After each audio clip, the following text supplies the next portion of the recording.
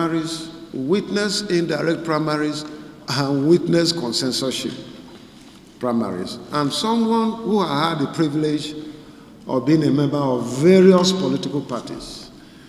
And of course, it was almost unanimous that the issue of primaries should be the responsibility of political parties. That is why in our various political parties' constitution, it has been enshrined that issues of primaries rest with political parties. And I tell you, if a party is buoyant enough and decide to do direct primaries, fine and good. If you have the machinery and the capacity and the funding requirement to do it, you can go ahead and do it depending on what your leadership decides. But if not, you can still go to indirect primaries, which of course is the same as direct primaries, because for all the political parties, indirect primaries will require people to go and be elected at their various wards as delegates of representing their ward. So this one, the election of the 3 delegates requires the entire people of that community to elect them. And then an electoral college is constituted to elect or nominate someone who represents that political party. So to a large extent, is almost the same thing. But I think that consensorship remains the best attitude of politicians if they can come together and agree that this is the person that we want him or her to represent us.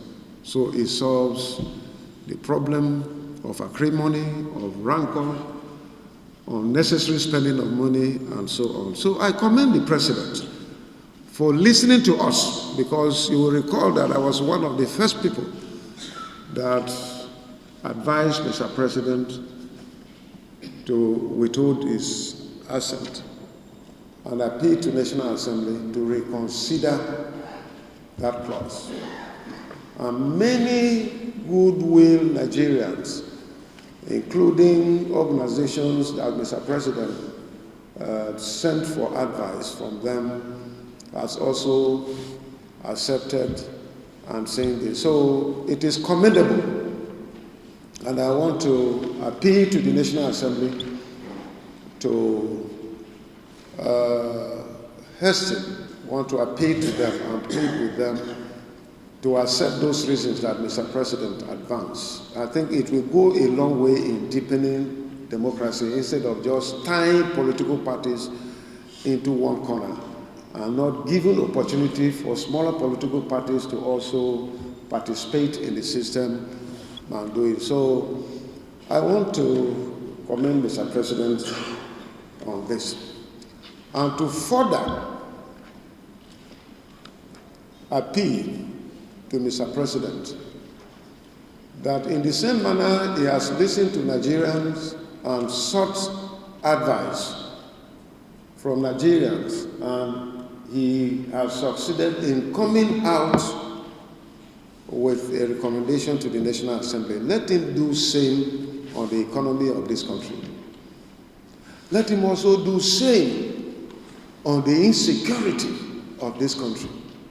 Let him listen to the larger Nigerians, their thoughts, their feelings, their views, with the aim of coming out with a common position that will be accepted and can help the security architecture of our country and our economy.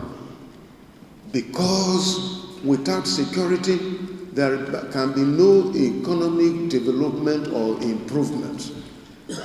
And so I know there are many experienced Nigerians with the capacity, with the views, with the knowledge to help put forward But until an enabling environment is provided in the same manner that Mr. President did on this Electoral Act, by asking for views, it will go a long way in helping. This country belongs to all of us, and we must team up together to work to achieve results that will help make things better. I will continue to commend Mr. President and the federal government and the National Assembly and anyone in this country with patriotic views about how we can make things work for this country. But where I feel in my own view that things are going wrong, I will not also keep quiet. I will continue to talk on the ills, on the injustice, on the unfairness and inequity that is going on. I will not keep my lips shut. The only thing that will make me keep silent is when we are able to get it right or justify why we are doing those wrong things. And people should not say anything about it. So I appreciate all of you. I want to thank you very much. I think this one is not controversial, so Pius will carry it. Thank you very much, and God bless you.